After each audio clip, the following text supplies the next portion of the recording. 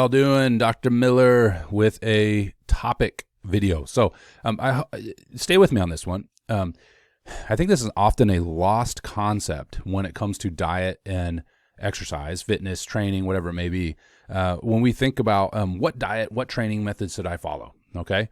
And I'm going to employ this concept. It's from the world more so of, well, just in general, but I see it more so applied to the world of finances, okay? And this idea of opportunity costs. So, by the way, if you haven't already, check out my video library. That's ever growing. Subscribe to my channel if you haven't already, and like this video if you end up liking it, find value in it. So what is an opportunity cost? So let me put it in the financial world for a second. Let's say you have a bill, let's say a student loan, and you got $10,000 in student loans, okay?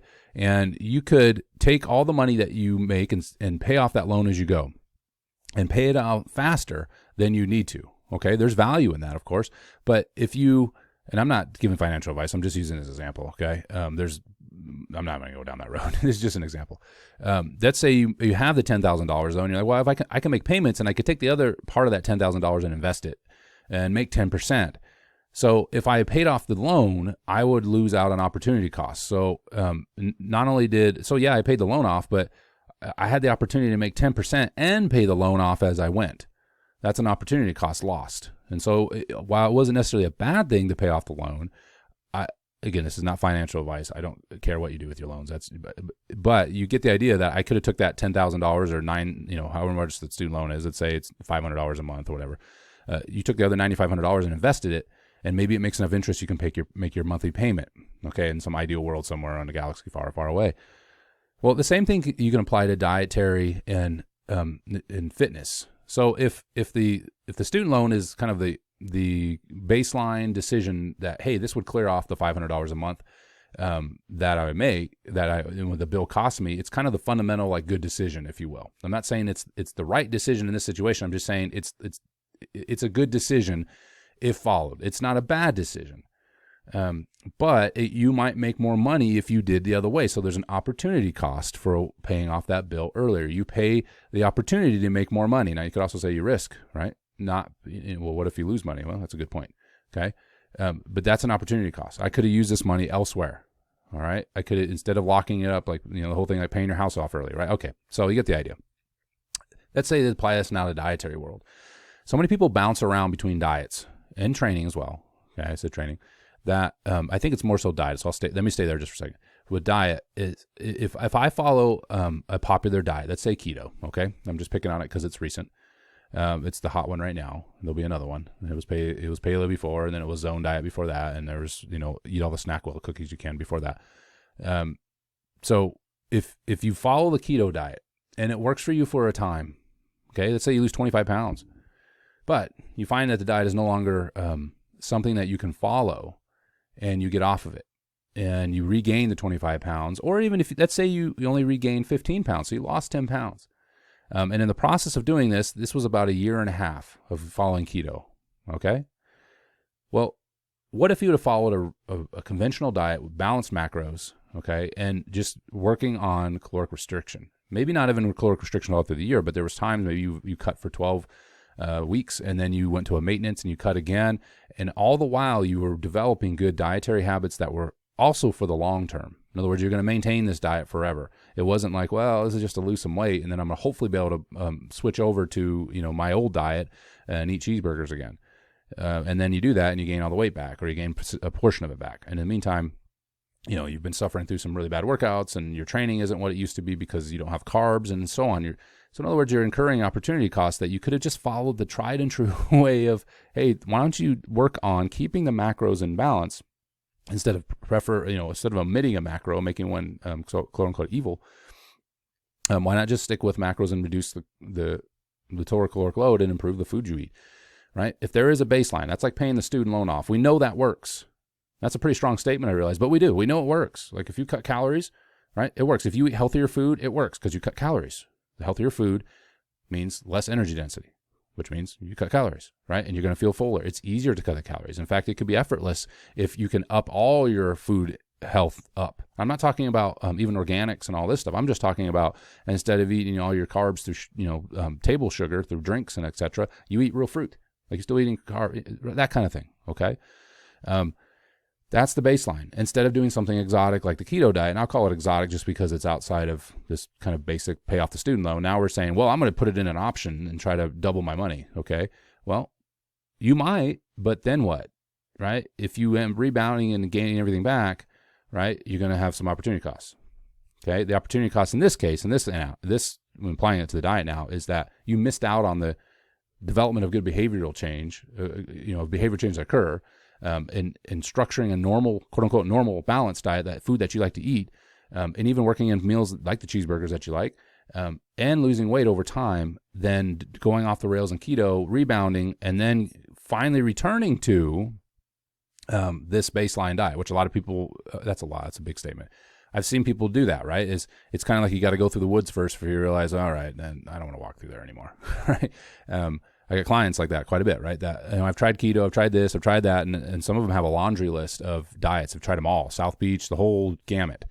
And it's like, okay, now I'm ready to just learn how to eat. I just want to learn how to eat real food, quote unquote, and learn how to eat properly, whatever that means for that person, right? And that could look different in terms of like how you structure the day, but in terms of like the food, it's this is like hearkening the 80s, like cereal commercials, but a balanced diet, right? Like the ones, the cereal commercial would say, and, assuming a balanced diet. Oh, okay, yeah, I mean, you can eat 20 pounds of sugar in the morning and still have a balanced diet the rest of the day. That'll help at least negate some of that.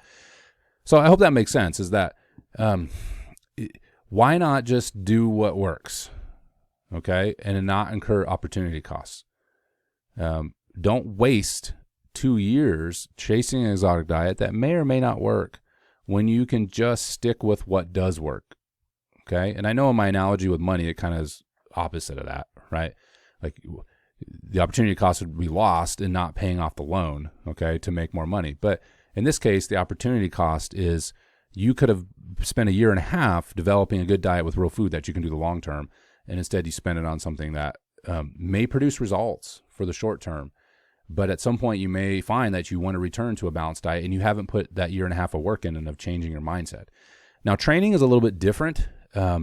There is still that opportunity cost loss of just following the basic principles. Like the more research I read, the more I've been doing this coaching and these type of activities, the more it's surprising, the more it comes back to linear periodization. I know it now. It can take different forms. It doesn't have to be a 12-week linear periodized program. And if you're not familiar with periodization, right, it's basically dropping volume over time, increasing intensity over time. If we're talking about gains of strength and power, or you could do something even a little bit different, reverse it in something like bodybuilding. So increasing volume over time when intensity drops, and probably with a little more undulation to it. Okay.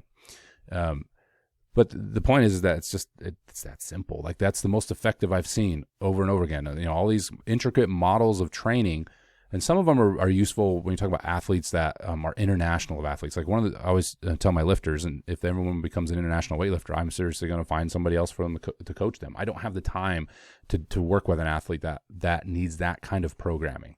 I just don't have the time in the day. That requires some of the super training and all these other things, these manipulation of variables a little more closely. The more complicated the athlete, the more complicated the program. But from almost everybody else, and that you're talking about like the 1% of the higher I'm talking about of good athletes. Like you take your Division I athletes, a lot of them don't need this level. If you look at the Penlay organization of training status, right? If you can still get results out of in the weight room and these different constructs, speed and so on. Speed is obviously 1% gain of speed is not going to be very much on paper, but it is meaningful. But or 10%, 5% if we're talking about intermediate athlete is what I'm getting at. In the beginning, you see improvements though that aren't squeezed out over 3 or 4 years, trying to get 1 or 2% or 1% a year. How's that? You can still get 5% a year, and if not in all the constructs, in one of them, right? Like again, that could be speed, that could be strength for sure, that could be power, whatever it might be. You can still see progress. Okay. So, those type of programs are only needed for those higher levels. And so back to this again, this topic of this is opportunity cost. So if you're in a training program that is overbuilt, return to the basics. You don't need an overbuilt program. You're incurring opportunity costs. You're majoring in the minors, as I like to say, and I didn't coin that term obviously, but majoring in the minors, you're focusing on all these small intricate details, like how you should perform your tricep extensions or, all these things, when reality is you just need a bench. Like have a really well-structured volume and intensity bench program. That's it. Like that'll do it. Like a periodized program. That's about it. Instead of wasting time on all these really overbuilt things. Okay. And all these gadgets at times. I love gadgets. I got one on my desk right here. I'm looking at it right now. I want to try it out. I'm hoping to get a new Tendo unit. I broke the other one, right? I love all this velocity training and velocity-based training, VBT. I like all the auto regulation. I think it's great. I think it's wonderful. However, if the focus is on all the gadgets and what's lost is there's still no progression in intensity or volume, whatever the goal is, then the training program is just a waste of time. You're incurring opportunity costs. And for many athletes in particular, if you only have 3, 4 years, 2 years in a particular sport, you don't have time to waste.